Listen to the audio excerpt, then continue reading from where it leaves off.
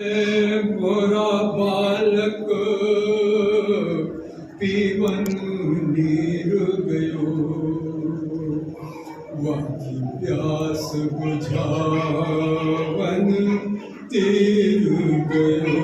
मोरा लाल नहीं डुबोए दियो, वा तो डूबत डूबत पार गयो। है कहे रबाब में शीस नवाऊं कहाँ, मोरा स्वामी तो मुझको विसार गयो। कोई फातिमा बीबी से चाहे कहो, हाय तोरे सगरे कुटुंब का लूट लियो। कोई फातिमा बीबी से जाए कहो, तोरे सगरे कुटुंब का लूट लियो। कोई एक चदरिया फटी न दियो, हाय मोरा बैरी शीस उघार गयो। कहे रबाब में शीस नवाऊं कहाँ। फातिहा।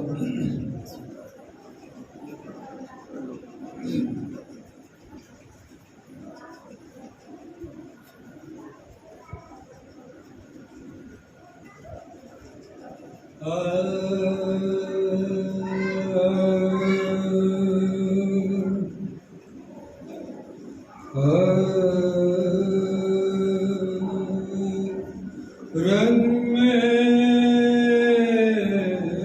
जब लैलाए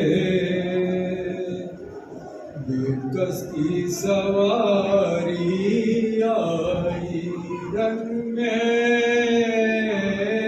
जब लैलाए बेकस की सवारी आई। लाशे अकबर पे करती हुए ज़ारे आए। उठ मेरे लाल, ये माँ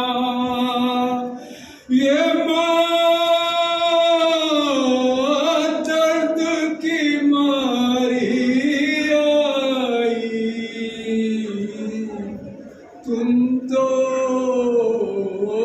मारे गए, ना मौत हमारी आई, ना तो हौदज ना कजावाना हमारी बेटा। देखो किस शान से अम्मा है तुम्हारी बेटा। रन में जब बांधे सवारी आई। मैंने 18 बरस पाला था करके मेहनत, तुम पर कुर्बान किया।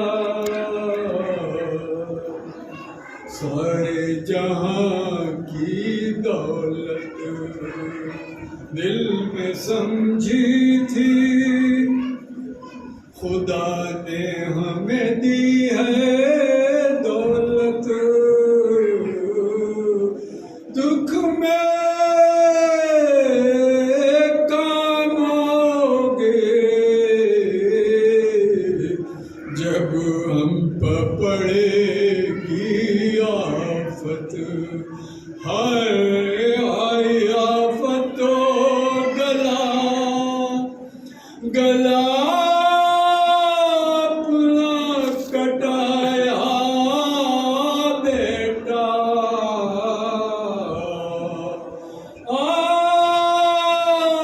آپ سے موئے ماں کو رلایا بیٹا رن میں جب کشتی سواری آئی ایک وہ دن تھا نہ جب نیند تمہیں آتی تھی لوریاں دے کے ماں آپ کو بہلاتی تھی منتیں مانتی تھی جب تمہیں نیند آتی تھی ساری شب آپ کو بہلانے میں کٹ جاتی تھی آج یہ ماں تیری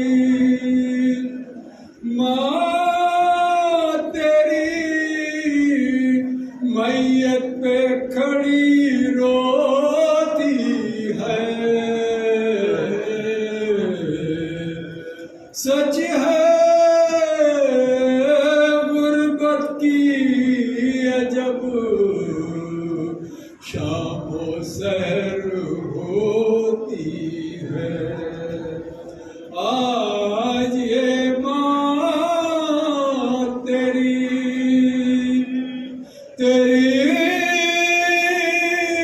میت پہ کھڑی روتی ہے سچ ہے غربت کی عجب شام و سحر ہوتی ہے رن میں جب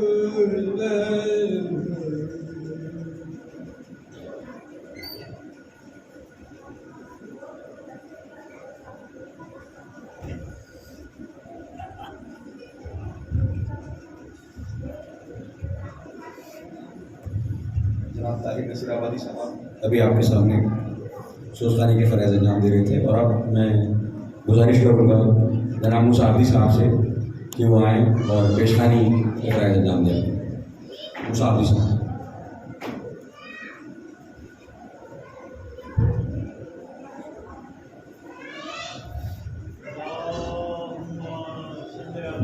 محمد علیہ محمد بارے دیگر سروار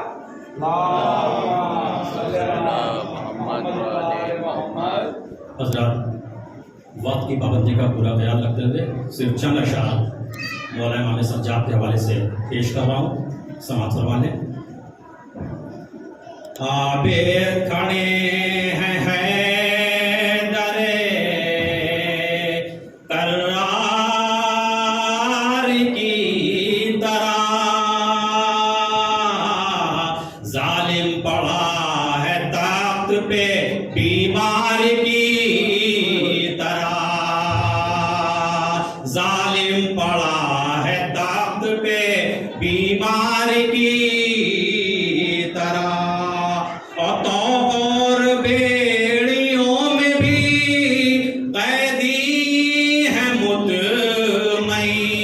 مطمئن اور بیڑیوں میں بھی قیدی ہے مطمئن حاکم لرس رہا ہے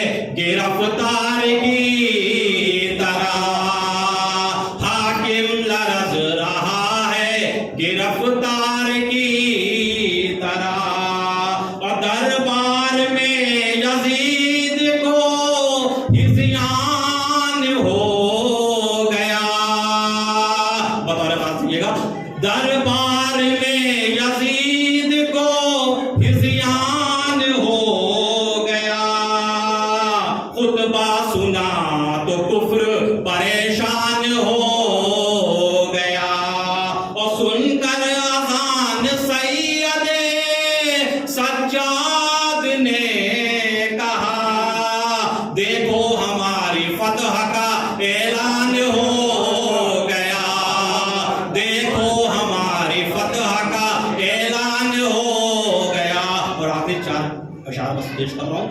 देखो हमारी फतह का ऐलान हो गया और सजदों से जिसने तैर को आबाद कर दिया, सजदों से जिसने तैर को आबाद कर दिया, खालिक ने उसको सैयद सज्जाद कर दिया, खालिक ने उसको सैयद सज्जाद कर दिया।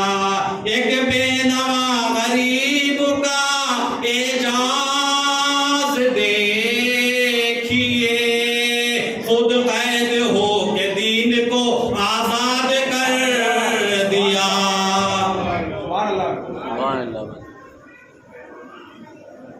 खुद कैद होकर दीन को आज़ाद कर दिया। ये थे मुसाफिर भाई। और अब मैं मेरे तमीद की गुजारिश कर रहा हूँ हमारे दूसरे पेशखान शायर अहले बैत जनाब जावेद रज़ा शौकी साहब से कि वो आकर पेशखानी के फ़राइज़ में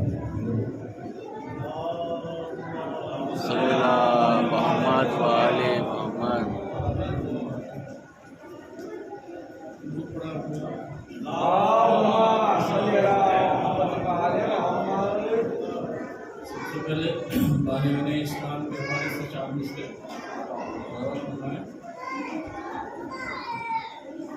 ता क़यामत किसने बख्शा दीने अहमद को सुकून, ता क़यामत किसने बख्शा दीने अहमद को सुकून, और किसके दम से आज भी मजबूत है दी का सुकून, किसके दम से आज भी मजबूत है दी का सुकून, काम आए बस यही इस्लाम की बुनियाद में, काम आए बस यही इस्लाम की बुनियाद में, खदीजा की कमाई एक अबू तालिब का खून, काम आए बस यही इस्लाम की बुनियाद में, एक खदीजा की कमाई एक अबू तालिब का खून। और हालात हज़रत ये गुलामाने जनाबे हैदरे कर्रार हैं, ये गुलामाने जनाबे हैदरे कर्रार हैं, दुश्मने इस्लाम से जो बरसरे पैकार हैं, ये गुलामाने जनाबे हैदरे कर्रार हैं, दुश्मनाने दीन से जो बरसरे पैकार हैं, सीस्तानी ऐ अजीदे वक्त, ऐ अजीदे वक्त तेरा वक्त आखिर है करीब, ऐ अजीदे वक्त तेरा वक्त आखिर है करीब, सीस्तानी खामेनाई वक्त के मुख्तार हैं, सीस्तानी खामेनाई वक्त के मुख्तार हैं। और चार में से और है कि उस ताज पे, उस तख्त पे, दरबार पे लानत, उस ताज पे, उस तख्त पे, दरबार पे लानत, दस्तार जो बख्शिश है तो दरबार दस्तार पे लानत, दस्तार जो बख्शिश है तो दस्तार पे लानत, हम सर पे कफन बांध के आए हैं यहाँ अब, हर दुश्मन दीन के गद्दार पे लानत। और ये बंद है सऊदिया और उसके साथियों के लिए।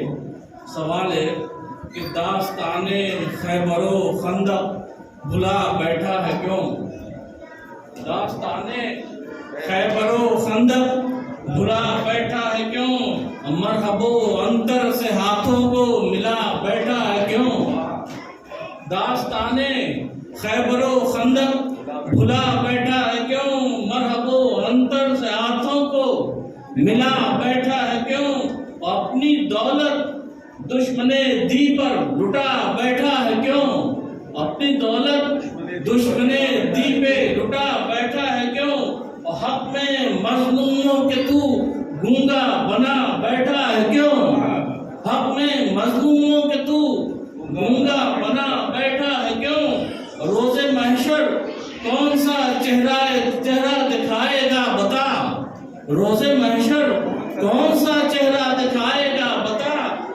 پوچھیں گے آقا تو ان کو کیا بتائے گا بتا. جناب سید سجاد مبارک سے کہ انتہائے ظلم صبر و رضا سجاد کی، انتہائے ظلم صبر و رضا سجاد کی کر رہے ہیں تو بیڑی بھی سنا سجاد کی، کر رہے ہیں تو بیڑی بھی سنا سجاد کی. معجزہ بیمار کے قدموں کا دنیا دیکھ لے، معجزہ بیمار کے قدموں کا دنیا دیکھ لے. بن گئی خاک شفا بھی، بن گئی خاک شفا خاک پا سجاد کی، بن گئی خاک شفا خاک پا سجاد کی. آپ کے سر پر سجا ہے تاج زین العابدین، آپ کے سر پہ سجا ہے تاج زین العابدین. بھاگئی اللہ کو بھی ہر ادا سجاد کی، بھاگئی اللہ کو بھی ہر ادا سجاد کی. سر کھلے تھی بیبیاں اور مجمع اغیار تھا، سر کھلے تھی بیبیاں اور مجمع اغیار تھا. خون کے آنسو رو رہی تھی بس حیا سجاد کی، خون کے آنسو رو رہی تھی بس حیا سجاد کی. صبر زہرا، صبر زینب، صبر شبیری کے ساتھ، صبر زہرا، صبر زینب، صبر شبیری کے ساتھ. اور صبر کی دنیا میں پھیلی ہے ضیا عباس کی، صبر کی دنیا میں پھیلی ہے ضیا سجاد کی. ہے صحیفہ مثل قرآن زینت جائے نماز، ہے صحیفہ مثل قرآن زینت جائے نماز. اور محافظ قوم کی ہے ہر دعا سجاد کی، اور محافظ قوم کی ہے ہر دعا سجاد کی. مقتا کہ یوں ہی ذکر تشنہ لب کرتے رہو جاوید تم، یوں ہی ذکر تشنہ لب کرتے رہو جاوید تم. تم نے پائی ہے زبان جو ہے عطا سجاد کی، تم نے پائی ہے زبان جو ہے عطا سجاد کی. سلام ہے شہداء کربلا کے حوالے سے کہ ابو طالب کے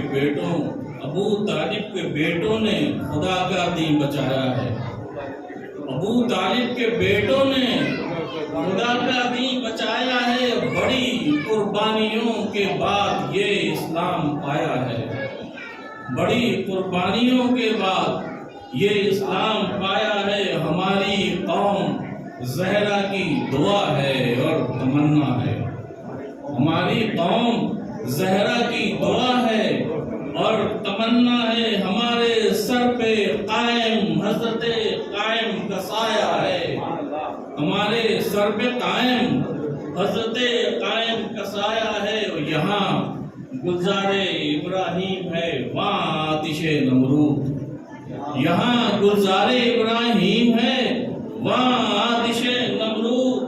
در شبیر پہ آ کر یہی حر نے بتایا ہے، در شبیر پہ آ کر یہی حر نے بتایا ہے.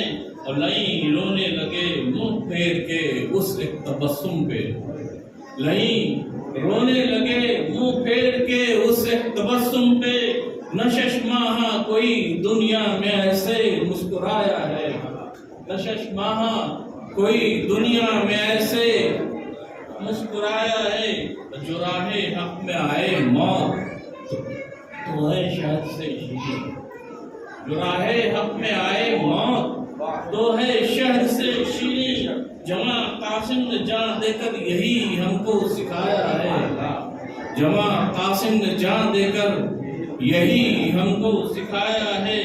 اور ضعیفی میں قدر کیسے اٹھائے جمع میت، ضعیفی میں قدر کیسے اٹھائے جمع میت.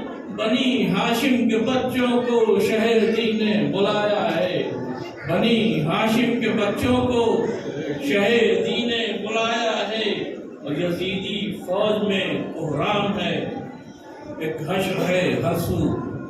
یزیدی فوج میں بحران ہے، ایک شور ہے ہر سو، کہ چلو بھاگو چلو بھاگو کہ شیر حیدر کرار آیا ہے، چلو بھاگو کہ شیر حیدر کرار آیا ہے، کہ ذکر کربلا کے واسطے جاوید تم کو بھی، کہ ذکر کربلا کے واسطے جاوید تم کو بھی، چلو فرش عذاب آج زہرا نے بلایا ہے، چلو فرش عذاب آج زہرا نے بلایا ہے۔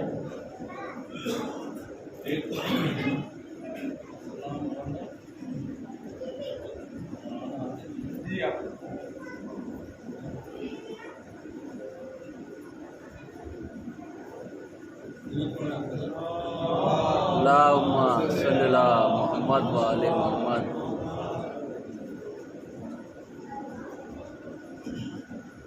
بیان کیا میں کروں کربلا کی عظمت کا، بیان کیا میں کروں کربلا کی عظمت کا، وہیں سے راستہ جاتا ہے ہو کے جنت کا، بیان کیا میں کروں کربلا کی عظمت کا، وہیں سے راستہ جاتا ہے ہو کے جنت کا، اور قضا کے بعد یہ قضا کے بعد وہ جنت ملے ملے نہ ملے، دور پڑے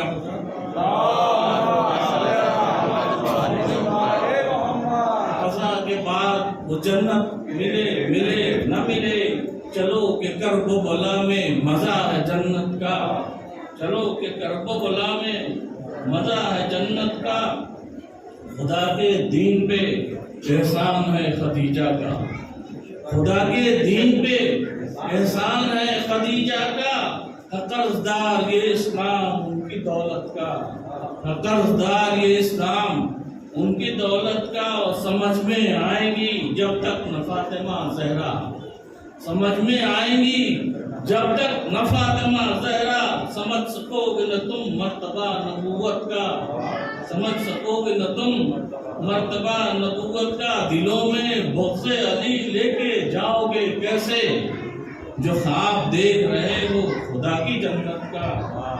اور یہ شعر کہ خدا نے آئے تطہیر میں سند رکھ دی، خدا نے آئے تطہیر میں سند رکھ دی، اور بڑا ہے فاصلہ تطہیر سے نجاست کا۔ یہ شعر کے مباہلے میں فقط پنجتن ہوئے شامل، مباہلے میں فقط پنجتن ہوئے شامل، خدا نے خوب کیا فیصلہ صداقت کا، خدا نے خوب کیا فیصلہ صداقت کا، اور طویل کر دیا سجدہ حسین کی خاطر، طویل کر دیا سجدہ حسین کی خاطر، زمانہ دیکھ لے انداز یہ رسالت کا۔ اور دو چار شعر ہونے کہ بجھے چراغ، یہ شعر خاص طور سے کہ بجھے چراغ تو لو بڑھ گئی مودت کی، بجھے چراغ تو لو بڑھ گئی مودت کی، غضب کا شوق تھا ہر ایک میں شہادت کا، غضب کا شوق تھا ہر ایک میں شہادت کا، عجیب معجزہ کرب و بلا کے بعد ہوا، عجیب معجزہ کرب و بلا کے بعد ہوا، وہ نوک نیزہ پہ قرآن کی تلاوت کا، وہ نوک نیزہ پہ قرآن کی تلاوت کا، اور یزید تو ہے نجس اور حسین پاکیزہ، یزید تو ہے نجس اور حسین پاکیزہ، خیال خام ہے تیرا سوال بیعت کا، خیال خام ہے تیرا سوال بیعت کا، یزید نام ہے آفت بلا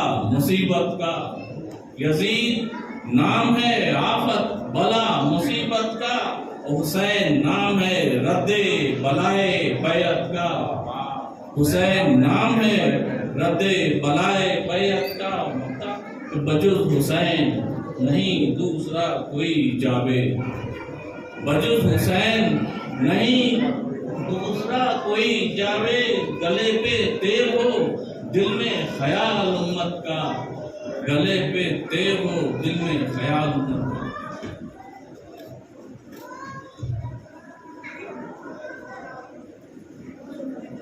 गाड़ी है 7644 जिसका आठ मुस्तकिल बाजार है, उसका 7644।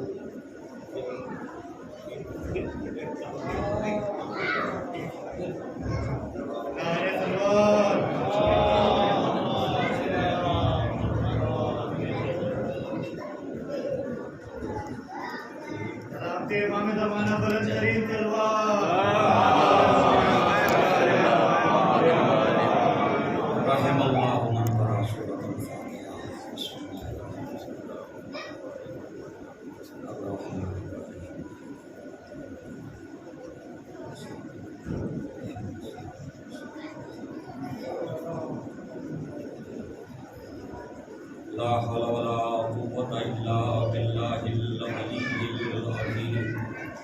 أعوذ بالله من الشيطان الرجيم.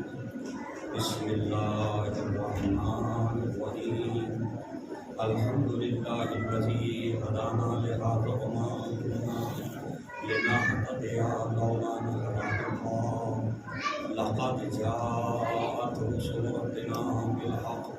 الصلاة والسلام على أشرف الأنبياء والمرسلين مولانا ومولا الثقلين جد الحسن والحسين أبي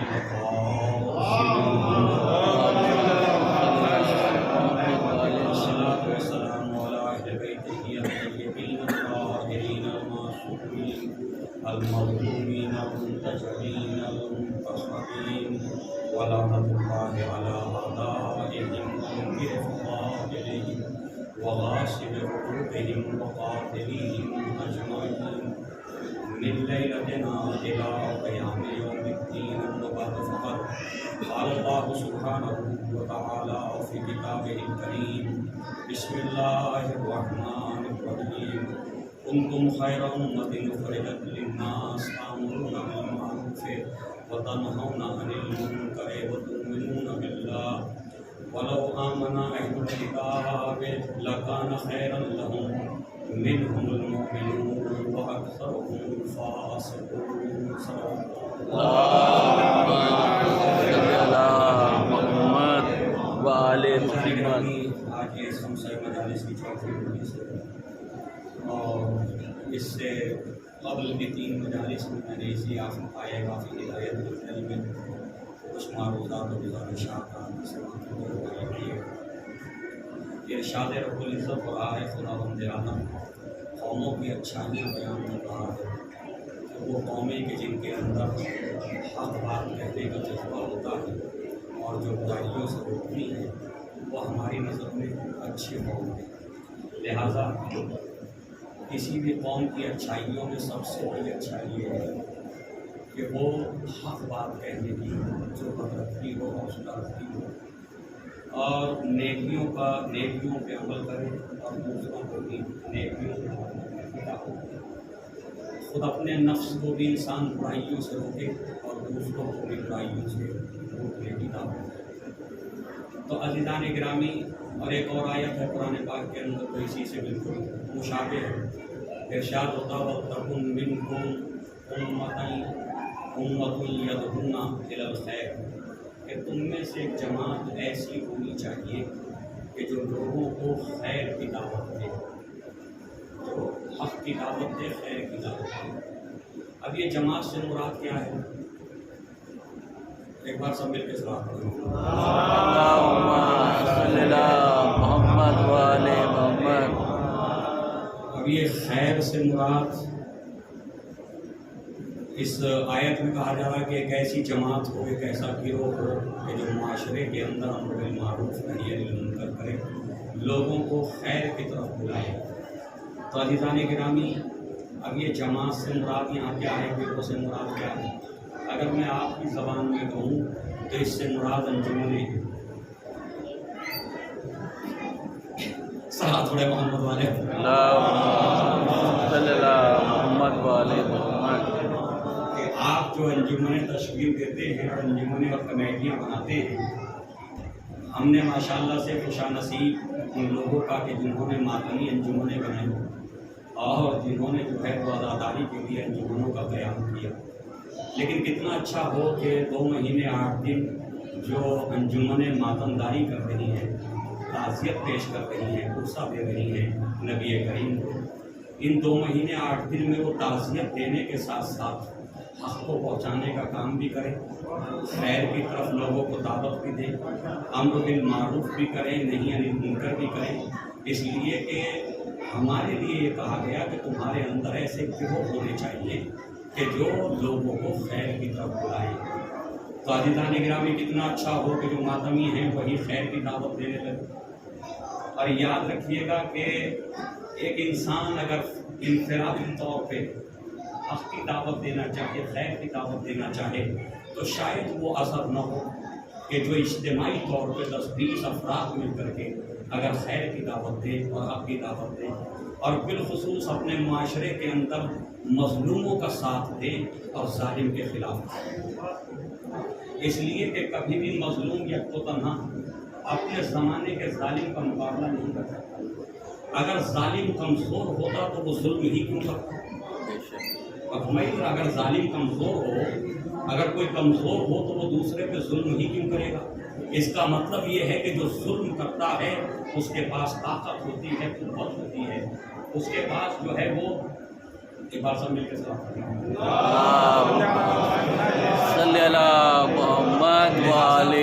उसके पास कुव्वत होती, ताकत होती है। और जो उसको जुल्म से रोक रहे होते हैं, जो मजलूम की हिमायत करना चाहते हैं, वो कहीं ना कहीं कमज़ोर होते हैं। तो उनकी कमज़ोरी की वजह से जालिम को जुर्रत मिलती है, हौसला मिलता है, और वो आहिस्ता आहिस्ता जुल्म में आगे बढ़ता चला जाता है। आप अंदाज़ा कीजिए कि इब्तिदा में सबसे पहला जुल्म अगर किसी जालिम ने अंजाम दिया होगा तो उसको उतना हौसला नहीं रहा होगा उस जुल्म को अंजाम देने का, उस बुराई को अंजाम देने का उतना हौसला उसके अंदर नहीं रहा होगा। यकीनन उस बुराई को अंजाम देते हुए, उस जुल्म को अंजाम देते हुए वो कहीं ना कहीं खौफज़दा भी होगा, डर भी रहा होगा कि कहीं कोई आवाज़ मेरे इस काम के ख़िलाफ़ बुलंद न हो। लेकिन जब एक जुल्म अंजाम दिया और कोई आवाज़ माशरे से न उठी तो उसे हौसला मिला कि इसका मतलब ये है कि मेरे सामने कोई बोलने वाला नहीं। उसने दोबारा से उस तजर्बे को दोहरा करके देखा, अब दूसरा जुल्म किसी के ऊपर किया, फिर कौम खामोश हो गई, फिर मुआशरा खामोश हो गया, फिर कोई आवाज़ बुलंद नहीं हुई, तो उसे ऐसा लगा कि भाई इनके अंदर जो है वो मेरे खिलाफ बोलने की ताकत और जुर्रत नहीं। वो जुल्म करता गया और कौम जुल्म सहती गई। एक दिन वो आया कि कल तक हम जिसे कह रहे थे ये उनका मसला है, वो जाने और वो जाने। एक दिन वो आया कि हम दूर खड़े तमाशाई, फिर वो जुल्म हमारे ऊपर होने लगा। ऐसे ही होता ना, वो जुल्म हमारे ऊपर होने लगा। कौम मजलूम होती चली गई, कमज़ोर होती चली गई, जालिम से घबराने लगी, डरने लगी, खौफज़दा हो गई, और जालिम जो है उसे जुर्रतें और हौसले मिलते चले गए। तो जालिम को जालिम किसने बनाया?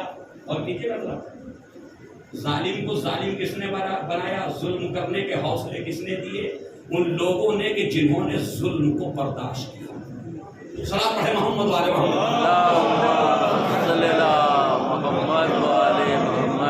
इसीलिए इस्लाम ये कहता है कि अगर किसी पे जुल्म हो और एक मोमिन उस जालिम के जुल्म पे खामोश हो जाए, मजलूम का साथ न दे, जालिम के खिलाफ आवाज़ न उठाए, तो यूँ समझो कि ये भी जालिम के साथ शरीक है। जो खामोश हो गया ना, ये भी जालिम के साथ उसके जुल्म में शरीक है।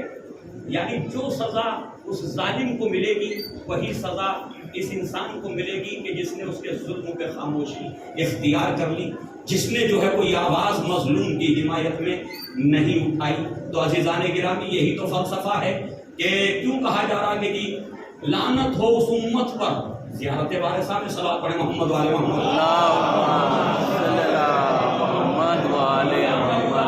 उम्मतन क़तलत का, लानत हो उस उम्मत पर, उस गिरोह पर, उस जमात पर कि जिसने आपको कत्ल कर दिया। وَلَعَنَ اللَّهُ مَنْ ظَلَمَكَ، اور لعنت ہو اس کے اوپر کہ جس نے آپ کے اوپر ظلم کیا۔ تو یہاں تک تو سمجھ میں آتا کہ جس نے ظلم کیا وہ قابل لعنت ہے، جس نے کسی مظلوم کو قتل کر دیا، کمزور کو قتل کر دیا، وہ قابل لعنت ہے۔ لیکن اگلا جملہ وَلَعَنَ اللَّهُ مَنْ رَضِيَ بِهِ، اور اس پر بھی لعنت ہو جو اس سے راضی ہو گیا۔ اور فرمائیے ذرا، اس پر بھی لعنت ہو کہ جو اس ظلم سے راضی ہو گیا اور اس ظالم کے خلاف اس انسان نے کوئی آواز نہیں اٹھائی۔ تو اب سمجھ میں آیا کہ خالی آخرت میں دشمنان اہل بیت جنہوں نے ظلم کیے، جنہوں نے آل محمد کو قتل کیا، جنہوں نے آل محمد پہ مظالم ڈھائے، صرف وہی جو ہیں ان کو سزا نہیں ملے گی، بلکہ اس امت کو بھی سزا ملے گی کہ جو امت ان کے مظالم کے سامنے خاموش ہو گئی اور وہ مظلوم کی حمایت میں کھڑی نہیں ہوئی۔ صلاۃ پڑھیں محمد والے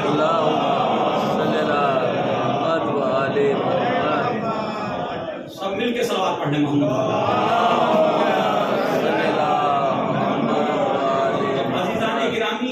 ظلم جہاں ہوگا وہاں اختلاف ہوگا، وہاں فتنہ و فساد ہوگا، وہاں اضطراری کیفیتیں ہوں گی، وہاں ٹینشن اور پرابلمس ہوں گی جہاں ظلم ہوگا۔ آپ اپنی فیملی کی مثال لے لیجیے۔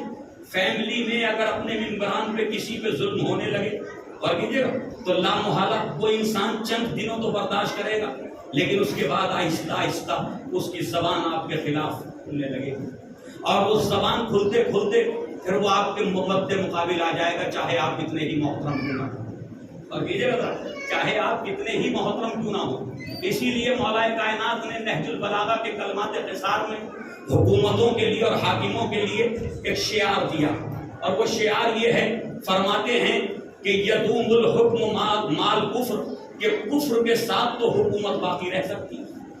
اور فرمائیے ذرا، کفر کے ساتھ حکومت باقی رہ سکتی۔ اگر حاکم کافر ہے، حاکم مشرک ہے، تو اس کے خلاف کوئی احتجاج، اس کی حکومت کے خلاف کوئی کسی طرح کی بغاوت نہیں ہوگی۔ لیکن ظلم کے ساتھ حکومت باقی، چاہے وہ ظالم مسلمان ہی کیوں نہ ہو۔ کیوں؟ کفر کا تعلق کسی کی دوسرے کی زندگی سے نہیں ہے جی، اور فرمائیے کفر کا تعلق دوسرے کی زندگی سے نہیں ہے۔ حاکم کافر ہے، کفر کی سزا وہ بھگتے گا، نا؟ اگر وہ کسی پہ ظلم نہیں کرتا تو کوئی اس کے خلاف اس لیے کھڑا نہیں ہوگا کہ وہ کافر ہے یا مشرک ہے۔ لیکن جب وہ ظلم کرنے لگے گا تو ظلم کا تعلق دوسروں کے ساتھ ہے، دوسروں کے حقوق پامال ہو رہے ہیں، لہذا جب حقوق پامال ہوں گے تو کوئی انسان یہ برداشت نہیں کرے گا۔ آخر کب تک وہ اپنے حقوق کو پامال ہوتے ہوئے دیکھے گا؟ لامحالہ ایک دن 2 کھڑے ہوں گے، 4 کھڑے ہوں گے، پھر ایک وقت آئے گا پورا ملک اس کے خلاف کھڑا ہو جائے گا، ٹھیک نا؟ تو عزیزان گرامی، حکومت کو اگر باقی رہنا ہے تو کفر کے ساتھ رہ سکتی، شرک کے ساتھ رہ سکتی، لیکن ظلم کے ساتھ نہیں رہ سکتی۔ تو یہ آپ کے مولا بیان فرما رہے ہیں۔ اور پھر یاد رکھیے کہ جب کوئی یعنی حق پامال ہوتا، اچھا ظلم کسے کہتے ہیں؟ ظلم کہتے ہی اسے ہیں جو حق کو پامال کرے، ظلم کہتے ہی اسے ہیں جو حق کو پامال کرے۔ 2 اصطلاحیں ہیں، ایک ہے عدل اور عدل کے اپوزٹ ہے ظلم۔ اور فرمائیے ذرا، عدل کسے کہتے ہیں؟ عدل کہتے ہیں وضع الشیء علی محلہ۔ یہ تعریف کی ہے علماء نے کہ عدل کسے کہا جاتا ہے کہ جس چیز کا جو مقام ہے، جس چیز کا جو مناسب اس کا مرتبہ ہے، اس کو اس مرتبے پہ رکھنا یہ عدل ہے، اور فرمایا اس کو اس کی جگہ پہ رکھنا یہ عدل ہے۔ اور ایک دوسری تعریف کی گئی اعطائے کل ذی حق حقہ، کہ ہر صاحب حق کو اس کا حق مل جائے، یہ عدل ہے۔ اور فرمائیے ہر صاحب حق کو اس کا حق مل جائے، یہ عدل ہے۔ اب ظلم کیا ہے؟ ظلم اس کے خلاف ہے، یعنی جب کسی کا حق پامال ہونے لگے تو وہ ظلم ہے۔ اور فرمائیے نبی کریم حضرت محمد مصطفیٰ فرماتے ہیں کہ اگر تم امر بالمعروف کو ترک کر دو گے، اچھا یہ ظالم کہاں سے، میں نے بتایا نا کہ ظالم کہاں سے پیدا ہوتا، کہ جب ہم اچھائیوں کا حکم دینا چھوڑ دیتے ہیں، برائیوں کے خلاف بولنا چھوڑ دیتے ہیں۔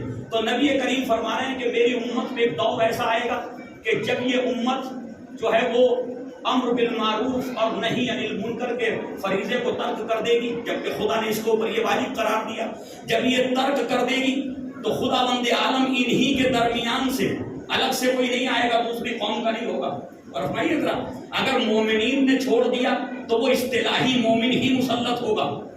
صلوات علی محمد و آل محمد. اگر مسلمانوں نے امر بالمعروف نہی عن المنکر کو چھوڑ دیا، اس فریضے کو انجام نہیں دیا، اچھائی کو اچھائی نہیں کہا، برائی کو برائی نہیں کہا، ظلم کے خلاف آواز نہیں اٹھائی، تو لا محالہ انہی مسلمانوں میں سے جو شریر قسم کے شیطان یعنی شیطنت صفت لوگ ہوں گے وہ اس قوم کے اوپر مسلط کر دیے جائیں گے. اور اگر مومنین نے آواز نہیں اٹھائی ظالم کے خلاف تو انہی میں سے جس کو مومن کہا جا رہا ہوگا وہی جو شر پسند مومن ہوگا، اور کیجیے ذرا، وہ جو ہے قوم کے اوپر مسلط ہو جائے گا. اب ساری قوم مل کر کے اللہ سے دعا کرے گی، میرے معبود ہم سے اس ظالم سے نجات، ہمیں اس ظالم سے نجات دے، اس کے ظلم سے نجات دے. لیکن خدا کہے گا کہ نہیں، میں اس میں تمہاری مدد کرنے کے لیے تیار نہیں ہوں، کیونکہ یہ جو تم نے مسلط کیا ظالم کو اپنے اعمال کی وجہ سے کیا ہے، یہ کبھی تمہارے اوپر مسلط نہ ہوتا اگر تم میرے حکم کی تعمیل کرتے ہوئے امر بالمعروف اور نہی عن المنکر کرتے رہتے. صلوات علی محمد و آل محمد. آج ہمارے ہی اندر سے، آج ہمارے ہی درمیان سے وہی لوگ جو مجالس میں آتے ہیں، وہی لوگ جو ذکر مولا کرتے ہیں، وہی لوگ جو عزادار کہلاتے ہیں، وہی جن کا ٹائٹل کربلائی ہے، جن کا ٹائٹل مولائی ہے، وہی لوگ کہیں نہ کہیں قوم کے تمام جو ہے مفادات پر جو ہے وہ مسلط ہو گئے نا جی. قوم کے تمام مفادات پہ، دین کے مفادات پہ مسلط ہو گئے. کیوں؟ میں خاموش ہو گیا. مسلط کیوں ہو گئے جی؟ میں خاموش ہو گیا. صحیح نا؟ اگر میں برائیوں کے خلاف آواز اٹھاتا رہتا تو کہاں ضرورت ہوتی کسی میں کہ وہ قوم کے مفادات کو پامال کرے، وہ دین کے مفادات کو پامال کرے. اور فرمائیے ذرا، تو عزیزان گرامی، قومیں جو ہیں جب اس طرح فریضے کو چھوڑ دیتی ہیں تو ان قوموں کی حالت یہ ہو جاتی ہے کہ ساری قوم مل کر کے اپنے ہی درمیان سے ایک آدمی کا مقابلہ نہیں کر پاتی. صلوات علی محمد و آل محمد. محمد و آل محمد. ساری قوم مل کر کے اپنے ہی درمیان سے اٹھنے والی ایک غلط آواز کو دبا نہیں پاتی جی. ہوتا یا نہیں ہوتا؟ اور یہ مناظر آپ کو ہر جگہ نظر آئیں گے، ہر جگہ ملیں گے یہ مناظر. صحیح نا؟ وقف کے سلسلے میں جتنے جھگڑے ہو رہے ہیں دیکھ لیجیے آپ، اور سب یہ کہہ رہے ہیں ہم حفاظت کے لیے آنا چاہتے ہیں. صلوات علی محمد والے ہر ایک کا دعویٰ یہ ہم حفاظت کے لیے آنا چاہتے ہیں. بس کیجیے گا ذرا، حفاظت کے لیے آنا چاہتے ہیں ہم. اب پتہ نہیں کون سی حفاظت چاہتے ہیں، وہ تو پتہ نہیں. بھئی اگر میں 50 لاکھ دے کے تولیت خرید رہا ہوں، اور میں 50 لاکھ روپے دے کر کے کسی وقف کی تولیت خرید رہا ہوں، تو سوال یہ پیدا ہوتا میرے اندر یہ اخلاص کہاں سے آیا، یہ خلوص کہاں سے پیدا ہوا کہ میں امام حسین کے لیے 50 لاکھ روپے خرچ کروں.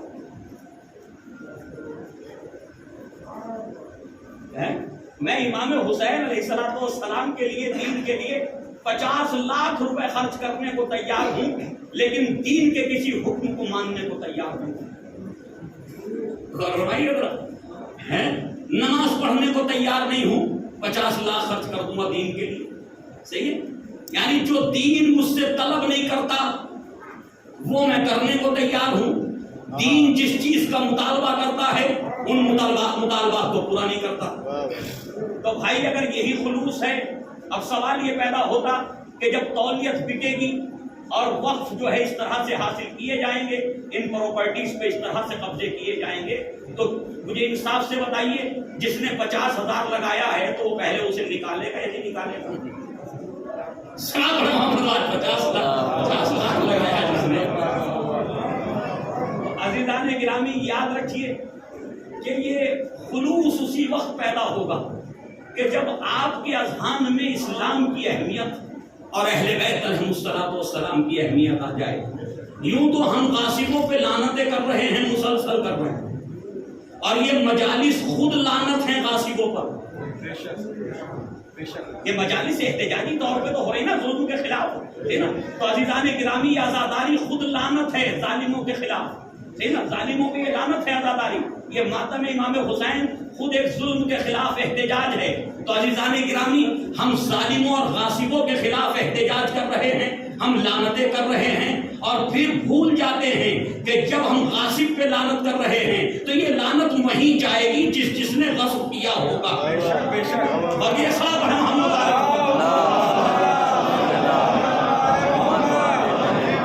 یہ لعنت یہ نہیں دیکھے گی کہ یہ کس قوم سے ہے, یہ کس مذہب کا ماننے والا ہے, یہ کس مسلک سے تعلق رکھتا ہے. لعنت تو مستحق کو تلاش کرے گی, ٹھیک نا. لہذا 1400 سال پہلے والوں پہ بھی چلی جائے گی, اور جو ابھی غصب کیے بیٹھے ان پہ بھی چلی جائے گی. صلوات محمد علیہ محمد.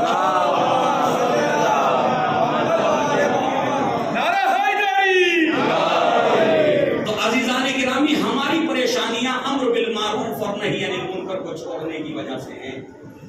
اب لو میں کہہ رہا ہوں, لکھ کر کے دیتا ہوں, ہر علاقے کے اندر یعنی ہر شہر میں ایک کمیٹی ایسی بنا لو 50 ممبران کی کہ جو امر بالمعروف نہی عن المنکر کرے, لیکن وہ قرآن اور رسول اور اللہ کو حاضر و ناظر جان کے یہ عہد اٹھائے, یہ عہد اٹھائے کہ ہم وہی بولیں گے, اس کے لیے بولیں گے جس کا حق ہوگا.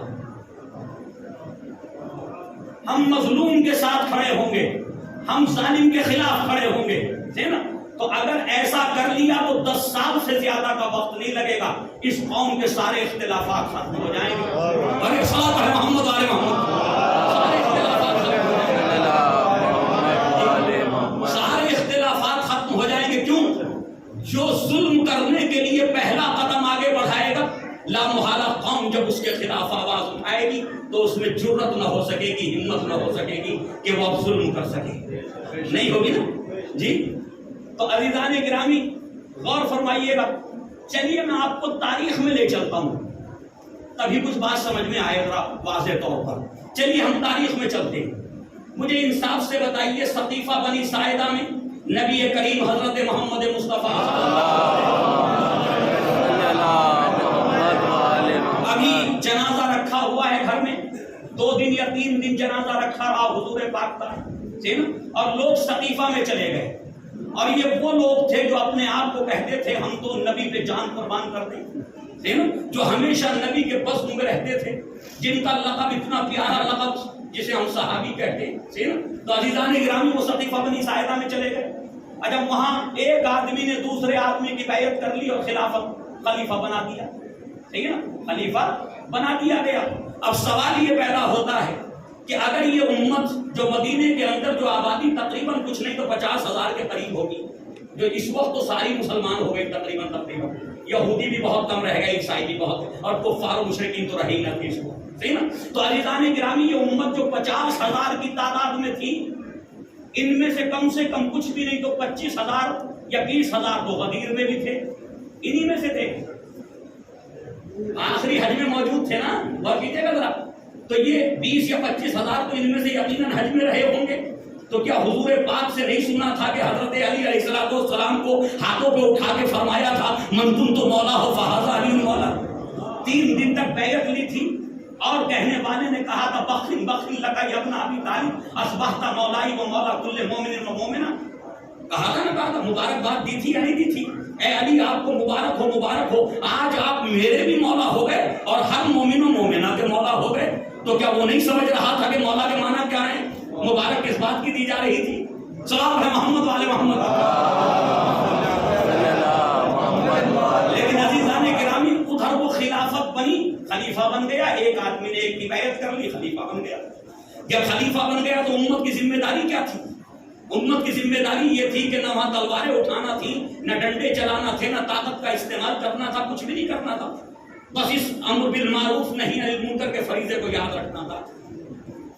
اور فرمائیے گا, اس امر بالمعروف اور نہی عن المنکر کے فریضے کو یاد رکھنا تھا کہ ہمارا فریضہ ہے, ہمیں قرآن نے یہ حکم دیا ہے کہ امر بالمعروف کریں, اچھائیوں کا حکم دیں, برائیوں سے روکیں. بس کچھ کرنے کی ضرورت نہ تھی, نہ تلواریں اٹھائی جاتی, نہ میدان میں آنے کی ضرورت تھی, کچھ نہیں.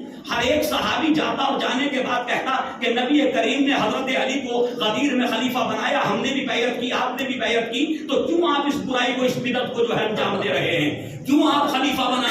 ہو سکتا تھا یا نہیں ہو سکتا تھا, صحیح نا.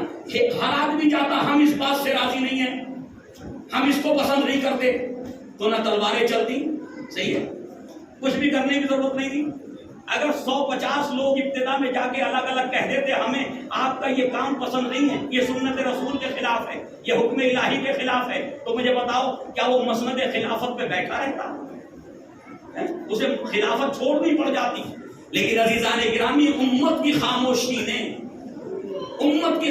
نے اسلام کا راستہ بدل دیا. اسلام کا جو قرآن چاہتا تھا جس راستے پر, اس راستے پہ امت باقی نہیں رہی, وہ راستہ ہی چینج ہو گیا. تو عزیزان گرامی, جب جناب زہرا کے دروازے پہ آگ اور لکڑیاں جمع ہوئی تو کوئی تو کہتا کہ بھئی ہم اس بات کو پسند نہیں کرتے, کوئی تو کہتا کہ یہ تم کیا کر رہے ہو, ہم نے نبی کو یہاں سلام کرتے دیکھا ہے, نبی کریم یہاں آ کر کے اجازت مانگتے تھے, ملائکہ اس دروازے پہ آ کر کے اجازت مانگتے تھے, تو یہ کہا جا سکتا تھا یا نہیں؟ تو جنگ کرنے کی ضرورت نہیں تھی, طاقت اور قوت کے استعمال کی ضرورت نہیں تھی, خالی امر بالمعروف نہی عن المنکر کے فریضے کو انجام دے دیا جاتا, تو نہ مولا کائنات کا حق پامال ہوتا اور نہ آل محمد میں مظالم ہوتے. اور کیجیے گا ذرا.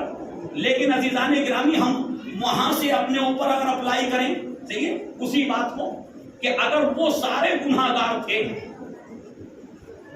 ہے نا, سارے گناہگار ہیں نا, اگر وہ پوری امت گناہگار ہے جو خاموش ہو گئی مظالم کے سامنے, اور انہوں نے جو ہے وہ اہل حق کا حق کا ساتھ نہیں دیا, تو اس کا مطلب اگر میں بھی اپنے معاشرے میں کسی پر ظلم ہوتے دیکھوں اور خاموش ہو جاؤں, تو میرا شمار کون کن لوگوں میں ہوگا؟ میرا شمار کن لوگوں میں ہوگا؟ حق بولنے والوں میں یا ظالم کے خلاف خاموش ہو جانے والوں میں؟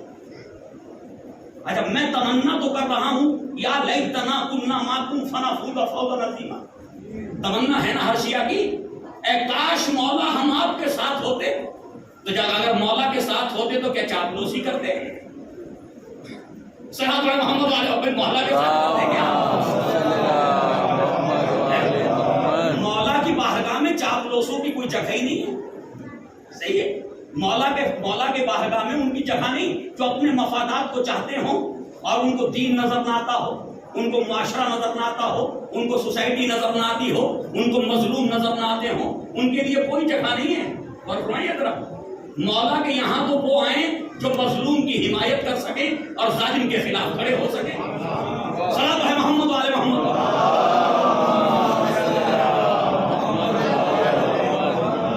عزیزان گرامی, اگر کربلا کے اہداف میں یہ اولین ہدف ہے کربلا کا کہ ہم مظلوم کا ساتھ دیں گے, ظالم کے خلاف کھڑے ہوں گے, تو اس کا مطلب پھر ذکر مولا کا بھی وہی اولین ہدف ہونا چاہیے کہ ہمارے معاشرے کے اندر ہم کسی ظلم کو برداشت نہیں کریں گے. ہمیں حسینی معاشرہ چاہیے, ہمیں قرآنی معاشرہ چاہیے, ہمیں اسلامی معاشرہ چاہیے, جس کے لیے میرے مولا کہ جب شب خون مار رہا تھا امیر شام, آپ کے دور حکومت میں آپ کے جو حدود کے ایریے تھے, شام سے ملے ہوئے ایریے, صحیح, جو آپ کے قلم رو میں تھے, تو شب خون مارا جاتا تھا.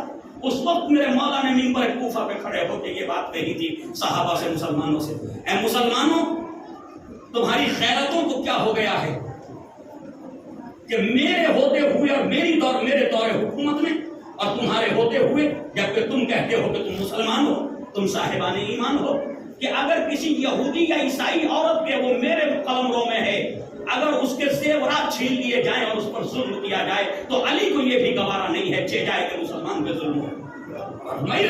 تو یہ یعنی یہودی عورت کے لیے صدائے احتجاج بلند کر رہے کون؟ حضرت علی علیہ السلام. عیسائی عورتوں کے لیے جن کے زیورات چھین کر کے امیر شام کی فوج لے گئی, اس کے لیے صدائے احتجاج بلند کر رہے ہیں, تو چہ جائے کہ مومنین پہ ظلم ہونے لگے. تو کیا مولا کائنات والا آج وہ آواز ہمیں سنائی نہ دیتی ہو, لیکن نجف سے یقیناً آواز آتی ہوگی, اے میرے چاہنے والوں تم کیوں خاموش ہو کے بیٹھ گئے؟ تمہارے درمیان میرے ایک چاہنے والے پہ ظلم ہو رہا ہے اور تم تماشائی بنے دیکھ رہے ہو, اور پھر ہم پہ گریا, ہمارے مسائل پہ گریا کرتے ہو, ہمارا ماتم کرتے ہو, ہم پہ آہوزاری کرتے ہو. کس لیے رو رہے ہو؟ اس رونے کا سبب کیا ہے؟ کیوں گریا کر رہے ہو؟ جلدی سے ایک روایت کی طرف اشارہ کروں, کہیں نہ کہیں ہماری قوم میں بھی ایسے لوگ پیدا ہو گئے, ہمارے درمیان بھی ایسے لوگ پیدا ہو گئے, ٹھیک ہے نا. ایک روایت ملتی ہے, مقاتل میں موجود ہے, کہ جناب فاطمہ کبریٰ سلام اللہ علیہا فرماتی ہیں کہ جس وقت خیمے جلنے لگے اور ہم سب آل رسول جلتے ہوئے خیموں سے باہر نکلی خواتین، تو ایک شخص تھا جو ہم سے ہمارا مال چھینتا جاتا تھا اور روتا جاتا تھا. جناب فاطمہ کبریٰ سے کہہ رہا کہ یہ دے دو، یہ زیور دے دو، یہ دے دو، یہ اتار دو. وہ سارے سامان چھین رہا ہے اور رو رہا، تڑپ تڑپ کے رو رہا. تو جناب فاطمہ کبریٰ سلام اللہ علیہا نے پوچھا، سوال تو پیدا ہوگا نا، پوچھا آپ نے، بھائی تم ہم سے یہ ہمارا سامان چھین کیوں رہے ہو، اور جب چھین رہے ہو تو رو کیوں رہے ہو، یہ طلب کیوں ہے تمہارے اندر؟ جواب سنیے گا، خدا کی قسم عجیب جواب ہے تاریخ میں. اس نے جواب دیا، بیوی رو تو آپ کی مظلومیت پہ رہا ہوں کہ کہاں آل محمد اور کہاں یہ وقت آ گیا آل رسول پر. رو تو اس لیے رہا ہوں کہ آپ کے ساتھ جو ظلم ہو رہا ہے، لیکن بیوی چھین اس لیے رہا ہوں کہ اگر میں نہ لوں گا تو کوئی اور لے لے گا. اور فرمائیے ذرا، اگر میں نہ لوں گا یہ تو چھیننا ہی ہے، آپ سے تو چھیننا ہی ہے نا. ایسے ایسے مسلمان، اس ذہنیت کے مسلمان نا اس زمانے میں پیدا ہو گئے کہ میں نہیں لوں گا تو کوئی اور لے لے گا، کوئی اور چھین لے گا، لہذا اس سے اچھا میں ہی لے لوں. اور فرمایا تو ہمارے یہاں بھی ایسے لوگ پیدا ہو گئے کہ یہ اگر میں نہ لوں گا تو کوئی اور لے لے گا، اس سے اچھا میں ہی قبضہ کروں. صلاۃ پڑھے محمد والے محمد.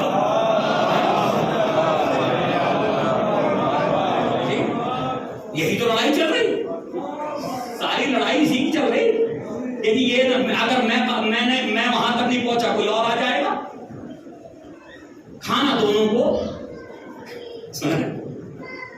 حفاظت کا جذبہ کسی میں نہیں ہے. صلاۃ پڑھے محمد والے محمد.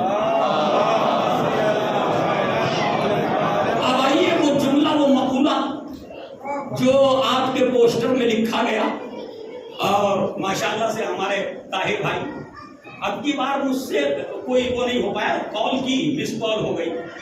شاید اگر وہ میں کال اٹھا لیتا تو اس مقولے کے لیے شاید کچھ مشورہ دے دیتا. تو ہو سکتا ہے کہ کوئی کہے کہ جی مولانا آپ ہی تو اس مقولے کی شرح کر رہے ہیں اور آپ ہی نے یقیناً یہ عنوان دیا ہوگا. تو ایسا ہے نہیں، صحیح نا. عنوان میں نے نہیں دیا، مجھ سے انہوں نے رابطہ کرنے کی کوشش کی میرے بھائی نے، لیکن رابطہ نہیں ہو سکا.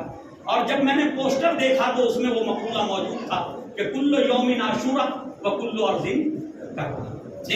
یہ وہ مقولہ ہے، یہ وہ قول ہے کہ جو اتنا مشہور و معروف ہے، اتنا فیمس ہو گیا ہمارے قوم کے اندر کہ ذرا سا کہیں ظلم ہوتا تو ہم کہتے ہیں کلو یوم عاشورا و کل ارض کربلا. میں نے بہت تلاش کیا، 3 دن سے مسلسل تلاش کر رہا ہوں، اور جب اس سلسلے میں کچھ نہ مل سکا، اور بس یہاں سے ایک جملہ کہوں گا کہ آج رضوی صاحب کی، جناب مرتضیٰ صاحب کی بھی کال آئی کہ مولانا بس 1 منٹ وہ جو لکھا ہوا ہے پوسٹر پہ اس پہ کوئی گفتگو نہیں ہوئی. لیکن تھوڑا سا احساس اس بات کا تھا کہ گفتگو تو کروں لیکن کس زاویے سے کروں. لہذا ایک گزارش کروں گا اپنی کمیٹی کے افراد سے، اور واقعاً آپ کے دل بہت وسیع ہیں کہ آپ شاید جو اب میں بیان کر رہا ہوں اس کو تھوڑا فیل نہ کر کے اپنی اصلاح کے لیے اس کو لے لیجئے گا. صلاۃ پڑھے محمد والے محمد. اور کیونکہ یہ ہمسہ مجالس تو ہے ہی اصلاحی، یہ اصلاحی ہمسہ مجالس ہے، اور میں تو اس مجمع سے بھی کہتا ہوں کہ اگر میری کوئی فکر غلط ہو تو آپ نیچے سے انگلی اٹھا دیجئے اور اس کے لیے سوال کر سکتے ہیں. اگر میرے اندر کوئی کمزوری ہے یا میں غلط بیانی کر رہا ہوں تو اس کو کوشش کروں گا اگر غلط پیغام پہنچ رہا ہے تو اس کو صحیح کر لیا جائے، اس کی تھوڑا وضاحت کر دی جائے. صلاۃ پڑھے محمد والے محمد. عزیزان گرامی، اب یہ جو مقولہ ہے میں نے بہت تلاش کیا کہ شاید کسی معصوم سے کوئی نسبت ہو اس قول کی، لیکن کسی معصوم سے یہ قول وارد نہیں ہوا، کسی روایت میں نہیں ہے. بلکہ جب اسے دیکھا تو وہاں مختلف اقوال ملے، اور بہت سے ہمارے علماء نے تو صراحتاً یہ بات کہی کہ یہ مقولہ اہل بیت علیہ الصلوۃ والسلام کی احادیث کے فرامین کے خلاف ہے. یہ مقولہ جس نے بھی کہی یہ بات، یہ اہل بیت علیہ الصلوۃ والسلام، ائمہ اہل بیت معصومین کے اقوال اور آپ کے فرامین کے خلاف ہے. کیوں؟ اس لیے کہ روایات یہ کہتی امام صادق علیہ الصلوۃ والسلام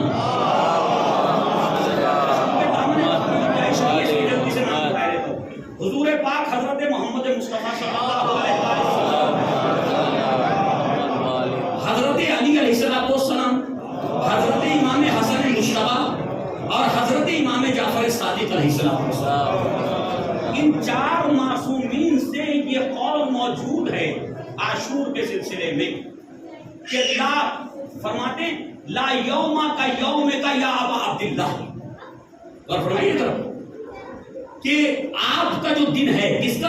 امام حسین کی شہادت کا دن یعنی یوم عاشورہ، کہ اے ابا عبداللہ ایسا کوئی دن نہیں ہے، یعنی جو عظمت یوم عاشورہ کی ہے ہمارے پاس ایسا کوئی دن موجود نہیں ہے، حتیٰ کہ نبی کریم کی وفات کا دن بھی ہمارے پاس موجود ہے یعنی ایک عظیم دن ہے نا، اس کی عظمت ہے نا غم کے حوالے سے۔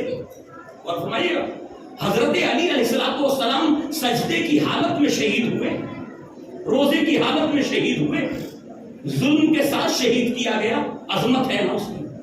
جناب فاطمہ زہرا سلام اللہ علیہا مظلومہ شہید ہوئی، پسلیاں شکستہ ہو گئیں، دروازہ پہلو پہ گرا دیا گیا، وہ سب کچھ ہوا نا۔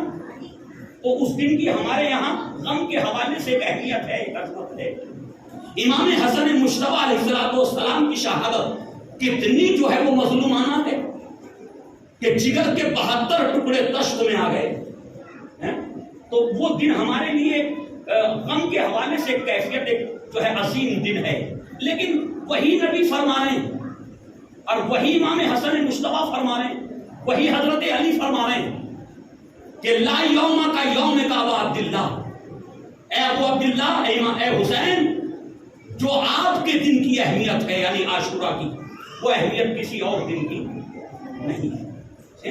تو اس لیے علماء کہتے ہیں کہ یہ مقولہ کہیں نہ کہیں خلاف ہے احادیث معصومین، فرامین معصومین علیہ الصلوۃ والسلام کے، کہ ہم کہہ رہے ہیں کلو یوم عاشورہ و کلو ارض کربلا، اور امام کہہ رہے ہیں عاشور جیسا کوئی دن ہے ہی نہیں۔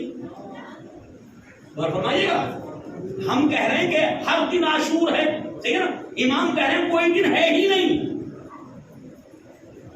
نبی کریم فرما رہے ہیں کوئی دن ہے ہی نہیں عاشور جیسا۔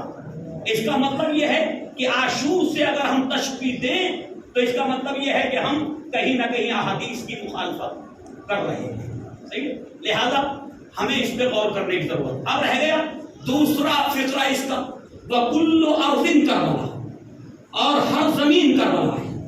عزیزان گرامی یاد رکھیے یہ تصور کہیں نہ کہیں محمد علی جوہر صاحب جو ہندوستان کے ایک عالم تھے جنہوں نے خلافت کے لیے بڑی جد و جہد کی، صحیح ہے نا، تو انہوں نے بھی کہیں نہ کہیں اسی مقولے سے متاثر ہو کر کے وہ شعر کہا تھا کہ مرگ یزید قتل حسین اصل میں مرگ یزید ہے، اسلام زندہ ہوتا ہے ہاں جی ہر کربلا، جی جی جی صحیح نا، یعنی وہ بھی کہیں نہ کہیں اسی مقولے سے متاثر ہوئے، صحیح ہے، اور وہ یہ سمجھے کہ جب ہر روز کا عاشور کا دن ہے اور ہر غم جو ہے وہ عاشور ہے اور ہر زمین کربلا ہے جہاں بھی ہم پہنچے، تو انہوں نے کہا کہ بس ہر کربلا کے بعد، ارے بھائی ہر کربلا تو جب ہوتی جب کربلا کے بعد کوئی کربلا ہوئی ہوتی ہے۔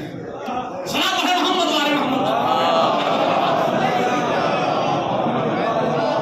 جی بھائی کوئی کربلا کے بعد دوسری کربلا ہوئی، تو آپ یہ کیوں کہہ رہے ہیں کہ اسلام زندہ ہوتا ہر کربلا کے بعد؟ ہیں دو چار واقعات ایسے ہوتے قربانی کے جو کربلا جیسے ہوتے، صحیح نا، تو ہم مان لیتے کہ جی جب جب کربلا ہوئی تب تب جو ہے اسلام زندہ ہوا، لیکن کربلا کے بعد دوسری کربلا کی ضرورت ہی نہیں پڑی۔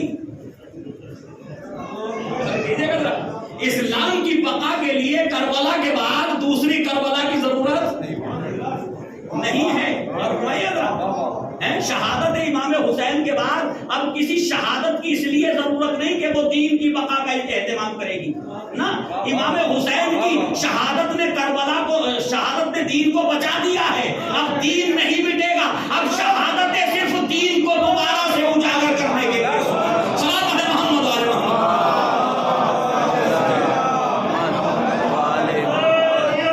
زندہ باد، زندہ باد،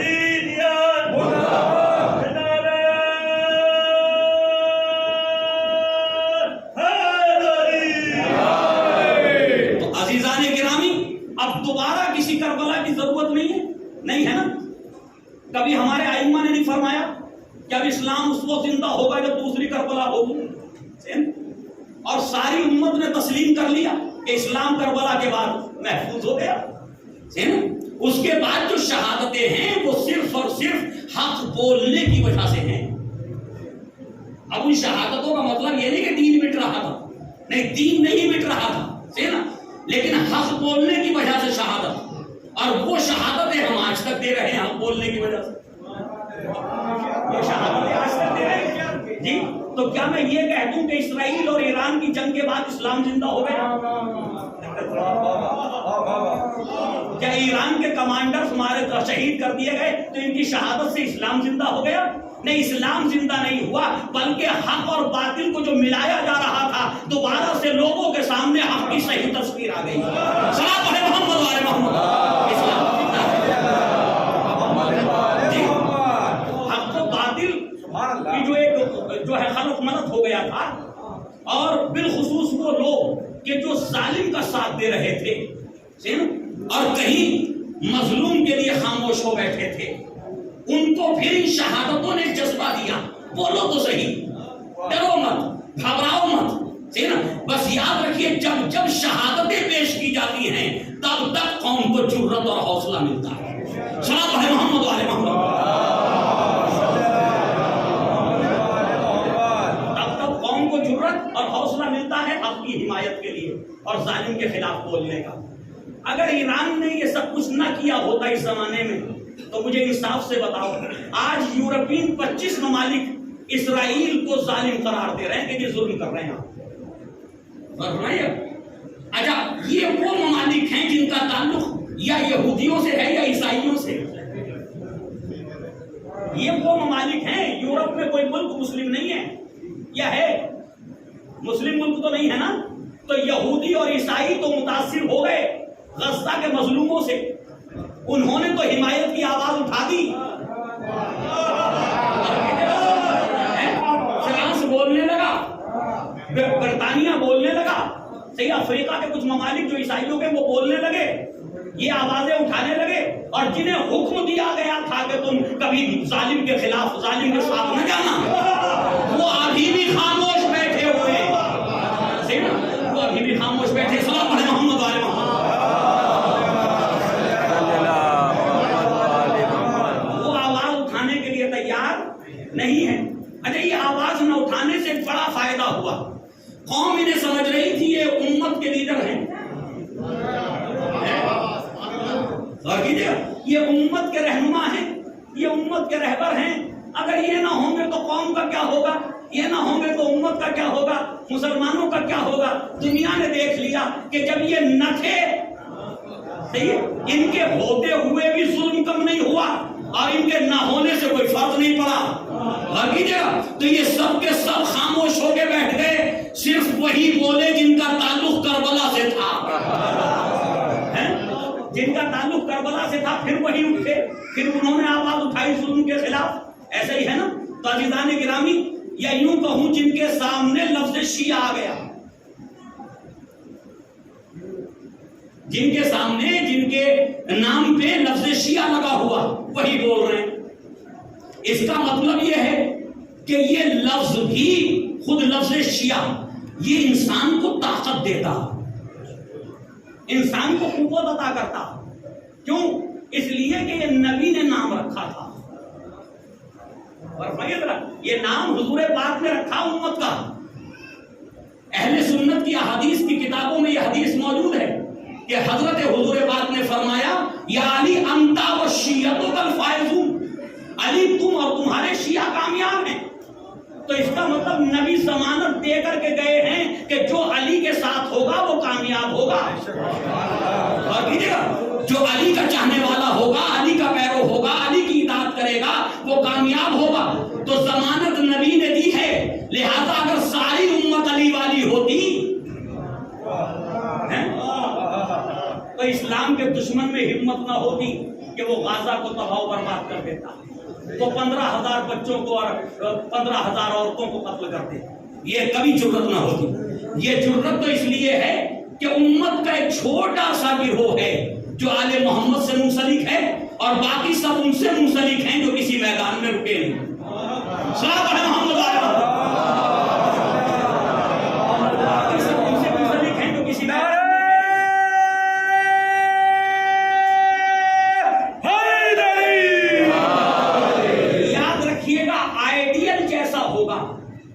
ویسے ہی اثرات امت میں آئیں گے. امام کے اثرات، لیڈر کے اثرات، اور کیجیے گا وہ اثرات امت میں آتے ہیں.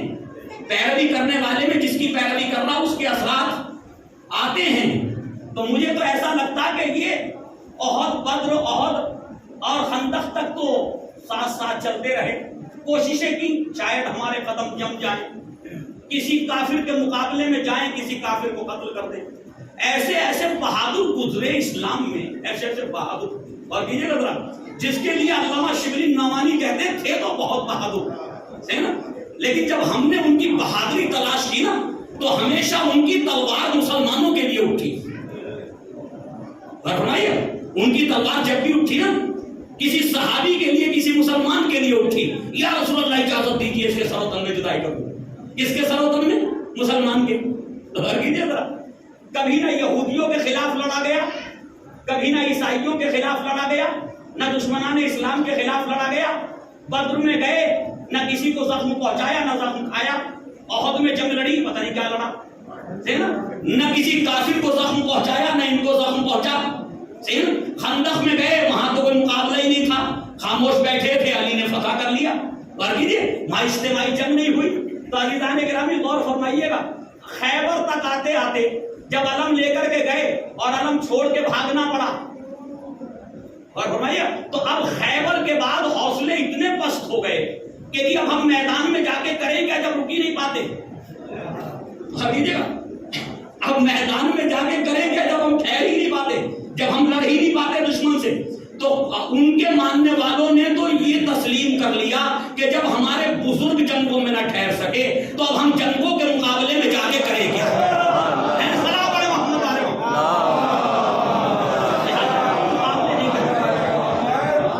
اب وہ مقابلوں میں آنا نہیں چاہتے، صحیح نا، اور وہ مقابلے میں آنا نہیں چاہتے. اچھا ذرا ایک بات عرض کر دوں تو طاہر بھائی کو ذرا سا ذکر کر دوں بس کہ جی ایک قول تو یہ ہے اس کے لیے کہ امام خمینی رضوان اللہ علیہ نے کہا، صحیح یہ بھی ملتا. ایک قول اور مجھے ملا وہ یہ کہ علامہ قزوینی ایک بہت بڑے عالم تھے، انہوں نے کوئی قصیدہ لکھا امام کی شان میں. اس قصیدے سے یہ جو ہے وہ مفہوم لیا گیا، کلو یوم عاشورہ و کلو ارضٍ کربلا. اور ایک عالم دین نے تو بالکل عجیب انداز میں اس کو رکھا. وہ کہتے ہیں کہ جی عراق کے عالم دین ہیں، وہ کہتے ہیں کہ جی یہ بنو امیہ کا بنایا ہوا مقولہ ہے، یہ بنو امیہ کا بنایا ہوا. اب رہ گیا مسئلہ کہ امام خمینی رضوان اللہ علیہ نے یہ کہا ہے یا نہیں کہا. علامہ قزوینی کے شعر میں کیا ہے جس سے یہ مفہوم پیدا ہوا، تو وہ دیکھنے کی ضرورت ہے، اس کو تحقیق کرنے کی ضرورت ہے. ہو سکتا ہے امام خمینی نے کہا ہو، ٹھیک ہے، اور یہ بھی ہو سکتا ہے کہ جب امام خمینی اس جملے کو، اس مقولے کو دوہرا رہے ہوں، کلپ کا حوالہ دیا گیا، کسی آڈیو کلپ کا، ٹھیک ہے، کہ ان کی کوئی آڈیو ہے، آواز ہے، اس میں یہ بات کہی ہے امام نے. ہو سکتا کہ وہ دوہراتے وقت انہوں نے اس کی شرح کی ہو، یا اس کا جو ہے کوئی پس منظر بیان کیا ہو. تو عزیزان گرامی اب وہ جو ہے کہ بنو امیہ نے بنایا، کیوں بنایا کہ انقلاب کربلا کی شہادتوں کے بعد، شہادت کے بعد امام حسین کی، ہر جو ہے 2 سال 3 سال میں کوئی نہ کوئی انقلاب آ رہا ہے. توابین کھڑے ہو گئے امام کے خون کا انتقام لینے کے لیے. کس سے انتقام لیں گے؟ کس نے قتل کیا؟ کس کی حکومت میں قتل ہوئے امام حسین؟ سوال ہے نا، بنو امیہ کی حکومت ہے نا، تو انتقام کن سے لیا جائے گا؟ بنو امیہ سے. جناب مختار، صحیح نا، تو جناب مختار انقلاب لے کے کھڑے ہو رہے ہیں، تو کس کے لیے، کس کے خلاف؟ قاتلان امام حسین کے خلاف. قاتلان امام حسین کون ہیں؟ بنو امیہ سے تعلق رکھتے ہیں، صحیح نا، انہی کی حکومت ہے.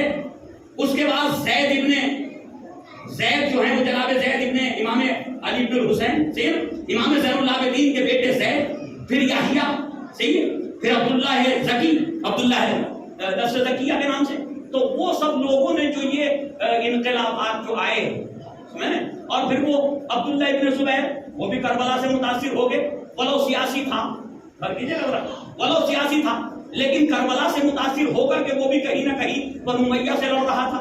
تو جب بنو امیہ کے لوگوں سے کہا گیا کہ آپ نے ایک کربلا اس طرح سے تم نے انجام دے دی کہ نواز رسول کو قتل کر دیا، آل رسول کو جو ہے وہ شہید کر دیا، کہ اب تم مسلسل یہ تلواریں چلاتے رہو گے؟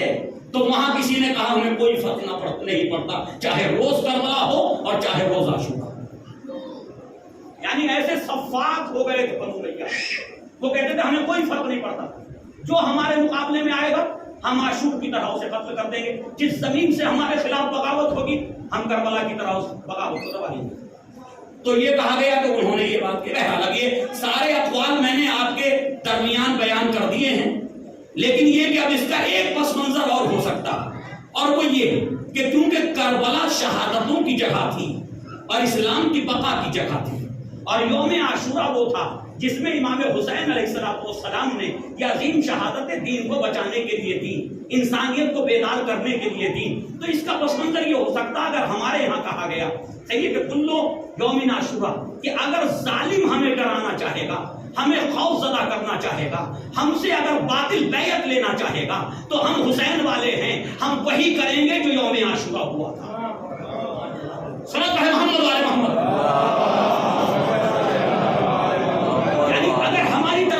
مطلب یہ ہے صحیح نا کہ ہم ویسا ہی کریں گے جو یوم عاشورہ ہمارے امام نے ظلم کے خلاف کیا تھا، یعنی ہم دبنے والے، گھبرانے والے، خوف زدہ ہونے والے نہیں ہیں، صحیح نا۔ اور جہاں بھی ظالم ہمارے اوپر مسلط ہونے کی کوشش کرے گا، ہم سے بیعت لینا چاہے گا، اس زمین کو ہم کربلا کا نمونہ بنائیں گے، صحیح نا۔ تو یہ تو ہو سکتا ہے، لیکن حقیقت میں نہ کوئی زمین کربلا ہو سکتی ہے اور نہ کوئی دن عاشورہ ہو سکتا ہے۔ صلوات ہے محمد والے محمد۔ زمین کربلا ہو سکتی اور نہ کوئی دن عاشور کا دن ہو سکتی۔ بس عزیزان گرامی، اس پہ تحقیق کی ضرورت ہے کہ قول کس کا ہے، کس نے کہا۔ اب وہ اتنا دامن وقت میں گنجائش نہیں تھی کہ اس کی تحقیق ہو سکتی ہے، کیونکہ کسی نے بھی کسی کتاب کا حوالہ نہیں دیا کہ یہ کسی کتاب میں ذکر ہوا، مقولہ کہہ کر کے سب نے اس کو ذکر کیا۔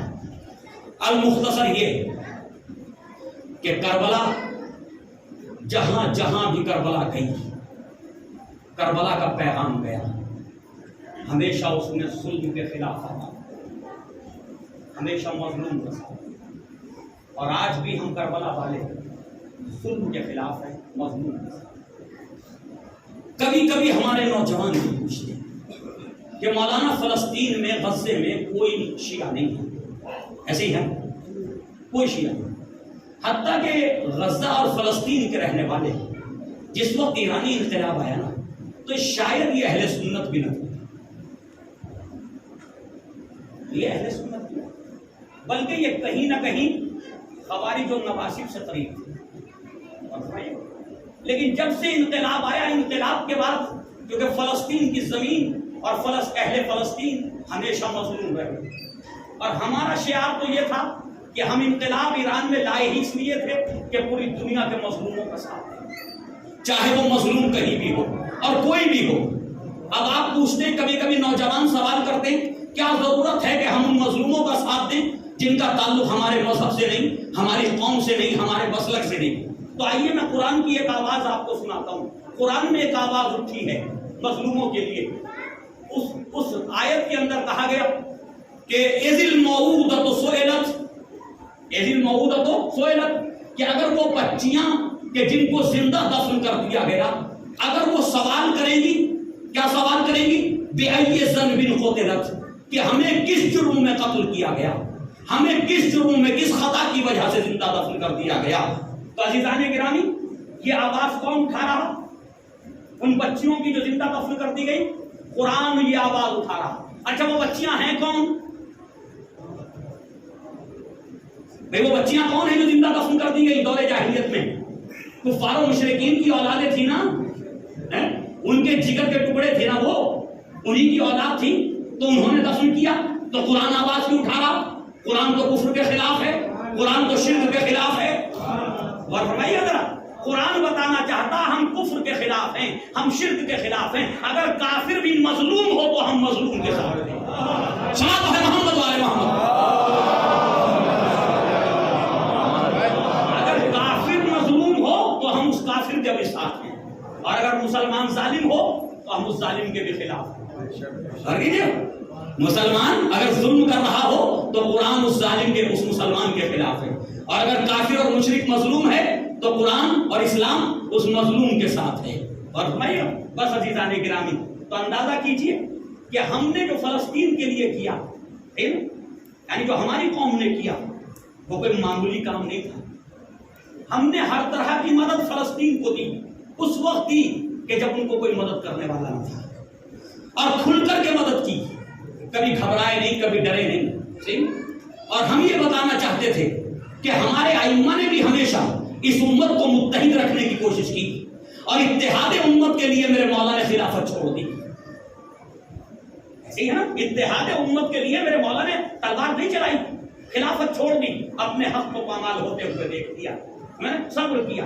تو ہم وہی پیغام دینا چاہتے ہیں کہ ہم تو چاہتے ہیں کہ امت ایک پلیٹ فارم پہ آ جائے، سنی شیعہ کے جھگڑے ختم ہو جائیں، جہاں بھی کوئی مظلوم ہے، شیعوں پہ ظلم ہو رہا تو سنی بولے، سنیوں پہ ظلم ہو رہا تو شیعہ بولے، اس لیے نہیں کہ وہ شیعوں پہ ظلم ہو رہا، بلکہ اس لیے بولو کہ اسلام کہتا کہ جو مظلوم ہے اس کا ساتھ دو۔ تو ہم نے سنی شیعہ کے تفرقے کو مٹایا، ہم نے اہل فلسطین کی مدد کی، اور جب ہم مسلسل مدد کرتے رہے، ان کو طاقت دیتے رہے، ان کو قوت دیتے رہے، تو ایک دن آیا کہ اسی غزہ کے اندر جشن غدیر منایا جانے لگا۔ جشن غدیر منایا جانے لگا، وہاں جوان، بزرگ، عورتیں، بچے سب مل کر کے مولا کائنات کا قصیدہ پڑھنے لگی، لبیک یا حسین کے نعرے لگ رہے ہیں آج غزہ کے روڈوں پر، صحیح ہے، وہاں کے ٹوٹے ہوئے گھروں میں وہ کہنے لبیک یا حسین، لبیک یا حسین۔ کیوں؟ انہیں بھی سمجھ میں آ گیا کہ وہ قوم بے غیرت ہو جاتی ہے جن کا تعلق شہادتوں سے نہیں ہوتا، لہذا ان کی سمجھ میں بھی آ گیا کہ اگر اپنے ضمیر کو بچانا ہے، غیرت کو بچانا ہے، تو یقیناً ہمیں حسین کا دامن تھامنا ہوگا، کربلا کے ساتھ رہنا ہوگا، کربلا ہی ہمیں دنیا میں بچا سکتی ہے اور کوئی بچانے والا نہیں ہے۔ صلوات ہے محمد والے محمد۔ تو اب اس میں ملین ڈالر خرچ ہو جائیں، اربوں ڈالر خرچ ہو جائیں، کوئی پریشانی نہیں ہے۔ اگر کوئی ایک دشمن اہل بیت، دشمنان اہل بیت کی صفوں سے نکل کے محبان اہل بیت کی صفوں میں آ جائے تو وہ کروڑوں ڈالر ہمارے لیے کوئی اہمیت نہیں رکھتے۔ قرآن کا کوئی حکم زندہ ہو جائے تو وہ اربوں ڈالر ہمارے لیے کوئی اہمیت نہیں رکھتے۔ سنت رسول اگر زندہ ہو جائے، سنت مولا کائنات زندہ ہو جائے، اسلام کا کوئی حکم زندہ ہو جائے تو وہ دولت ہمارے لیے کوئی اہمیت نہیں رکھتی۔ اہمیت یہ ہے کہ کوئی ایک وہاں سے نکلے اور نکل کے آل محمد کی محبت سے منسلک ہو جائے، بس یہ ہمارے لیے اہم ہے۔ عزیزان گرامی، یہ دن اسیران کربلا سے مخصوص ہے۔ اسیران کربلا، جناب زینب کبریٰ، جناب ام کلثوم اور یہ بیویاں، تمام بیویاں ان تمام مصائب میں شریک ہیں جو امام حسین اور امام حسین کے اولاد، امام حسین کے چاہنے والوں اصحاب پر آئے، وہ سب میں شریک ہیں، یہ بچے بھی شریک ہیں۔ پانی بند ہوا تو خالی امام حسین کا تو نہیں ہوا نا، بچے بھی پیاسے رہے، بیویاں بھی پیاسی رہے، جہاں مرد پیاسے رہے وہیں یہ خواتین بھی پیاسے رہے۔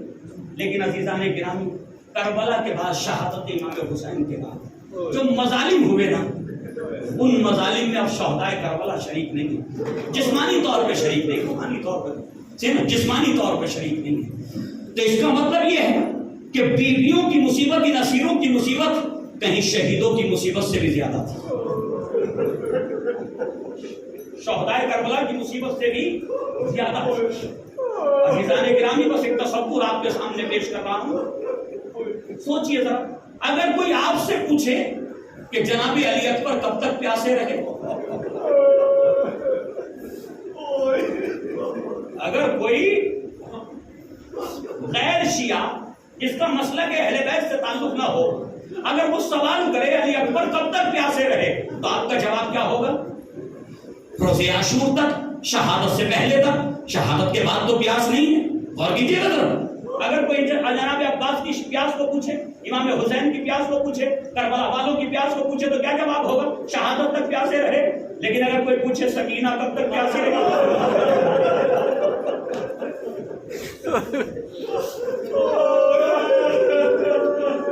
अगर कोई पूछे कि सकीना कब तक प्यासी रही, अगर कोई सवाल करे कि ज़ैनब और उम्मे कुलसूम कब तक प्यासी रही, रबाब और उम्मे लैला कब तक प्यासी रही, तो अजीजों मुझे नहीं पता ये कब तक प्यासे रहे, मुझे नहीं मालूम। इसलिए कि तारीख बताती है करबला में 11 मुहर्रम को भी अल्लाह और जब ये काफिला 12 मुहर्रम को कूफे में वारिद हुआ तो कूफे के बाजार में भी अल्लाह और जब ये काफिला यजीद के दरबार में दाखिल हुआ तो वहां भी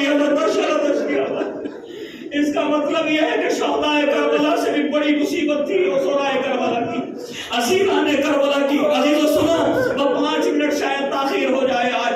अजीजाने गिरामी जरा सुनिएगा, कूफे के रास्ते में यह असीरों का काफिला कूफे के बाजार में पहुंचा। एक मर्तबा एक खातून, एक कनीज अपनी शहजादी के पास आई, आने के बाद कहने लगी शहजादी की इजाजत है, मैंने सुना कोई काफिला आया कूफे में, कूफे में कोई असीरों का काफिला आया है, क्या इजाजत है कि मैं उनको देखने के लिए छत पे चली जाऊं? एक मर्तबा उस औरत ने कहा, ए बीवी, ए अल्लाह की बंदी, याद रख के नबी ने मना फरमाया, असीरों का तमाशा नहीं देखना चाहिए। हमारे नबी ने मना फरमाया कभी असीरों का तमाशा नहीं देख। हो सकता है कि वो किसी शरीफ घराने के हो, किसी मुसीबत में मुब्तला हो गए हो, लिहाजा तमाशा नहीं देखना चाहिए। उसने कहा बीवी अगर आप इजाजत दें। तो एक मर्तबा जब उसने इसरार किया तो शहजादी ने, उसने मलिका जो थी, उसने इजाजत दे दी। तो अच्छा जाओ जाकर के देख लो। तो एक मर्तबा आपकी मकान की छत पे आई ना, तो सारी छतें भरी हुई थी कूफे की औरतों से। इसने अजीब मंजर देखा, अजीब मंजर देखा। ऐसा काफिला तारीख ने कभी नहीं देखा था कि आगे आगे नौके नेज़ा पे बहुत से सर हैं, आगे आगे काफिले के आगे आगे नौके नेज़ा पे बहुत से सर हैं। ये आज तक नहीं हुआ था तारीख इस्लाम में, कभी किसी का सर नौके नेज़ा पे बुलंद नहीं किया गया। लेकिन यहाँ 72 सर थे जो नौके नेज़ा पे बुलंद थे। कोई जवान का सर है, कोई किसी बच्चे का सर है, कोई किसी बुजुर्ग का सर है। अजीज़ान गिरामी, और उसके पीछे पीछे महफिल में बेकजावा ऊँटों पर, महफिल में बेकजावा ऊँटों पर बीबियां सवार हैं, जिनके हाथों में रस्सियां बंधी हुई हैं, जिनके सरों पे चादरें नहीं हैं। उन्होंने अपने बालों से अपने चेहरों को छुपाया हुआ है। इसी असना में एक मर्तबा उस औरत की नजर पड़ी, जब वो गौर से देख रही थी काफिले को, क्या देखा? एक छोटी सी बच्ची है, दामन जला हुआ है। वो एक मर्तबा अपनी बुजुर्ग के पास आती, आने के बाद कहती फूफी अम्मा प्यास से कलेजा फट रहा है, फूफी अम्मा अगर थोड़ा सा पानी मिल जाता। मुझे इंसाफ से बताओ कि नॉर्मल हालात में अगर प्यास इतनी शिद्दत को पहुंच जाए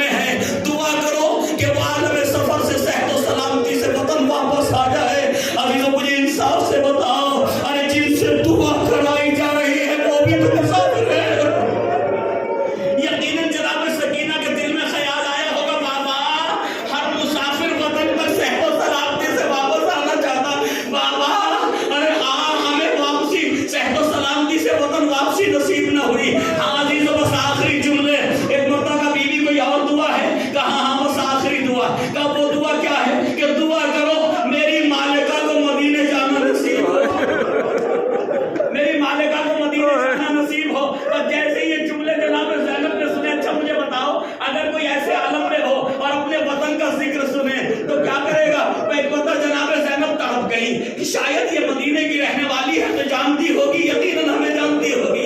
वह एक मरतबा कहा कि तेरी मालिका मदीने में कहाँ रहती थी? कहा कि वो रौज़े रसूल के करीब रहा रौज़े रसूल के करीब रहा करती थी। कहा किसके घर में रहती थी? कहा कि मौला अली के घर में मौला अली के घर में खिदमत की है। कहा अच्छा। एक बार पूछा कि क्या तू जानती है कि तेरी मालिका किसकी खिदमत में रहती थी? कहा मौला अली के दो बेटे हसन और हुसैन, हसन शहीद कर दिए गए, मौला की बेटियां ज़ैनब उम्मे कुलसूम। कहा कि बीवी क्या इतना कर सकती है कि तू अपनी मालिका को यहाँ ले आ, मैं उससे कुछ बातें करना चाहती हूँ। वही के बाद उसने कहा बीवी मेरी मालिका जो है पर्दा नशीन है, वो मजमा-ए आम में नहीं आती, वो मजमा-ए आम में नहीं आती। आगे कहना कि उस कैदी बीवी ने बुलाया है, बाकी तो आई आने के बाद पैगाम दिया। उस बीवी ने पूरे अपने आप को पर्दे में ढांका, हिजाब इस्लामी किया और एक मर्तबा बाजार में आई, हाथों को छोड़ के खड़ी हो गई। ए कैदी बीवी, आपने मुझे यहाँ नामहरमों में क्यों दफन किया है? ऐसी कौन सी बात है जो बताना चाहती हो? जनाब ज़ैनब ने कहा बीवी क्या तुम मदीने में रही हो? कहा हाँ मैं मदीने में रही हूँ। किसको जानती हो? कहा मैं मौला अली की खिदमत में रहती थी, मैंने ज़ैनब उम्मे कुलसूम की खिदमत की है। कहा बीवी क्या ज़ैनब को देखोगी तो पहचान लोगी? बीवी क्या ज़ैनब को देखोगी तो पहचान लोगी? कहली कैसे नहीं पहचानूंगी? मैंने एक ज़माने तक अरे तुम ये कैसी बातें कर रही हो? कहाँ मेरी शहजादी और ये कहाँ कूफे का बाजार? एक मर्तबा जनाब ज़ैनब ने बालों को हटाया, ए उम्मे हबीबा, अरे ये वही ज़ैनब है, ए बीबी हुसैन, अब्बास क्या हुए, बीबी कत्ल कर दिए गए, हमें दरबारों बाजारों में ले जाया। उम्मे हबीबा ने सरो सीना दी, वाह हुसैन, वाह हुसैन।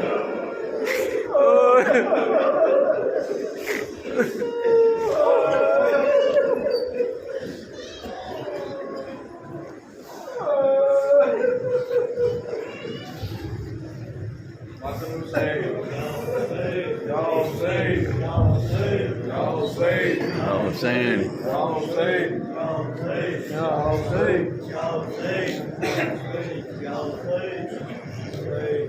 एक जरूरी अनाउंसमेंट सुन रहे हैं आपकी, दो गाड़ियां हैं जिनकी वजह से किसी की गाड़ी बीच से निकल नहीं पा रही है। यूपी 16E P8456 है और एक DL1CW 8665 जिसकी भी गाड़ी है वो प्लीज डालें इसको। या हुसैन या हुसैन या हुसैन या हुसैन या हुसैन या हुसैन या हुसैन या हुसैन या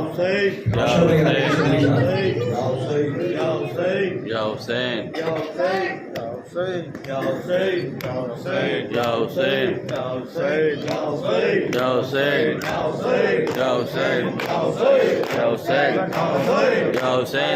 हुसैन या हुसैन या हुसैन या हुसैन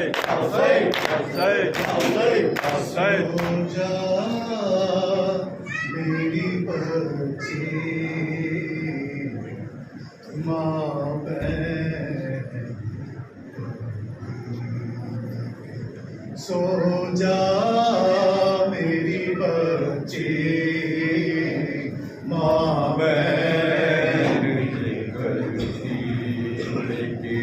सो जा मेरी बच्ची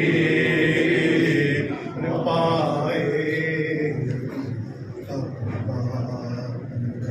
सीना मेरी बच्ची माँ बहन ये करती सो जा मेरी बच्ची माँ बहन ये करती सो जा मेरी बच्ची पाएगी बाप का सीना मेरी बच्ची माँ बहन ये करती थी سو جا میری بچی اس مہبے سے تموا دیے خاموش میں سو جا اس مہبے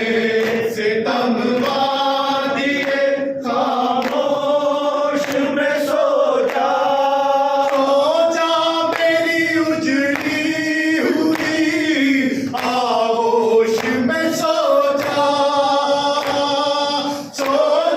میری اجڑی ہوئی آغوش میں سو جا آغوش میں سو جا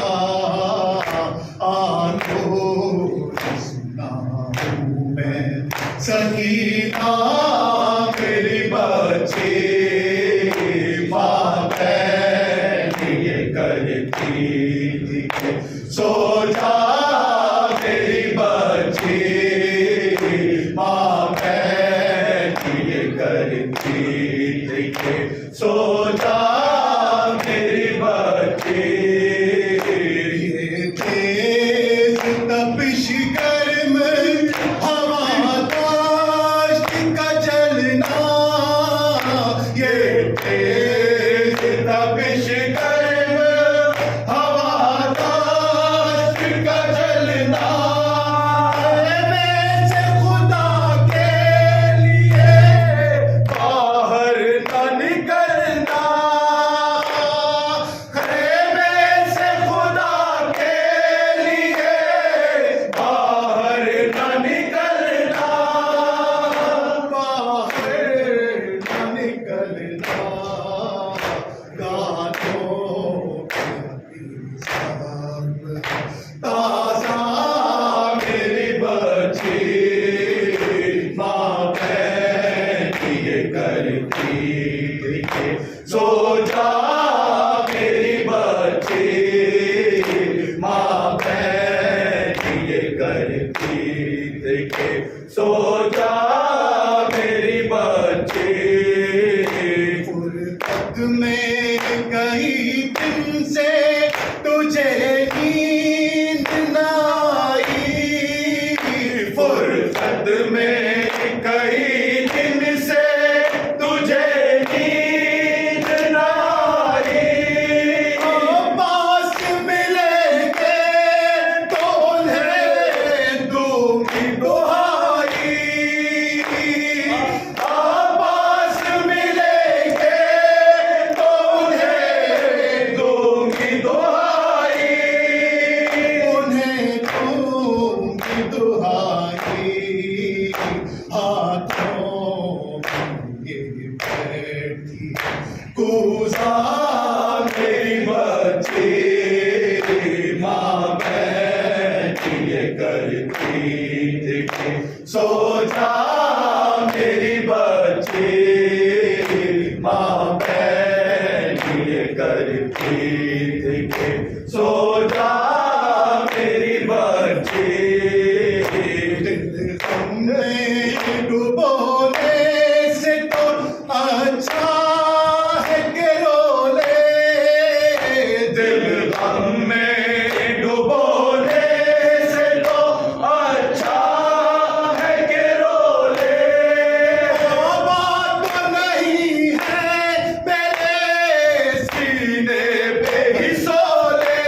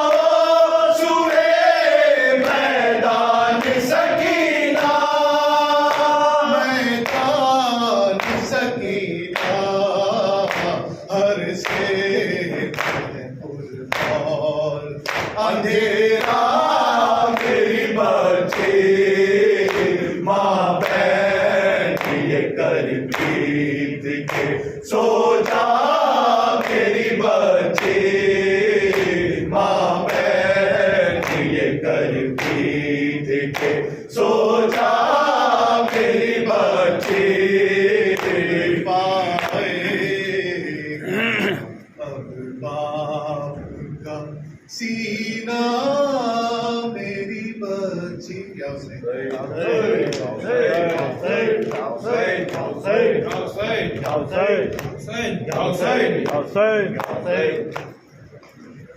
दरे जिंदा पर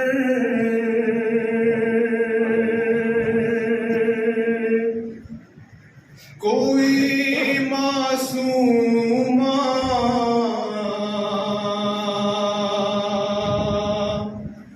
पढ़ा करती है,